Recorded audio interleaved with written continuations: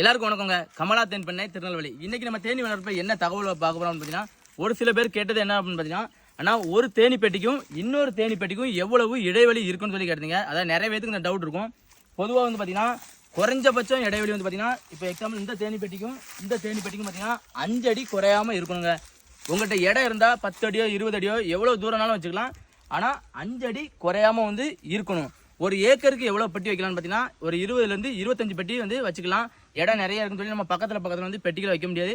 ஒரு ஏக்கருக்கு 20லேருந்து 25 பெட்டி வச்சுக்கலாம். குறைஞ்சபட்சம் 5 அடிங்க. 10 அடியோ 15 அடியோ நீங்கள் எவ்வளோ தூரம்னாலும் வந்து வச்சுக்கலாம். அதேமாரி நிறைய பேர் கேட்கறது என்ன அப்படின்னு பார்த்தீங்கன்னா, இந்த பெட்டியில் உள்ள தேனீக்கள் இந்த பெட்டிக்கு போகாதான்னு சொல்லி கேட்டாங்க. அதாவது எவ்வளவு பக்கத்தில் பெட்டிகளை கொண்டு நீங்கள் வச்சாலுமே இந்த பெட்டியில் ஒரு ராணி தேனி இருக்கும், அந்த பெட்டியில் ஒரு ராணி தேனி இருக்குங்க. இந்த பெட்டியில் உள்ள ராணி தேனியோட வாசனை வித்தியாசமாக இருக்கும், அந்த பெட்டியில் உள்ள ராணி தேனியோட வாசனை ஒரு வித்தியாசமாக இருக்கும். கரெக்டாக அந்த பெட்டியில் உள்ள தேனி அந்த பெட்டிக்கு மட்டும்தான் போகும். வேறு எதுவும் டவுட் இருந்தால் வீடியோ நம்பர் கொடுக்குறேன், கான்டாக்ட் பண்ணிக்கோங்க. நன்றி.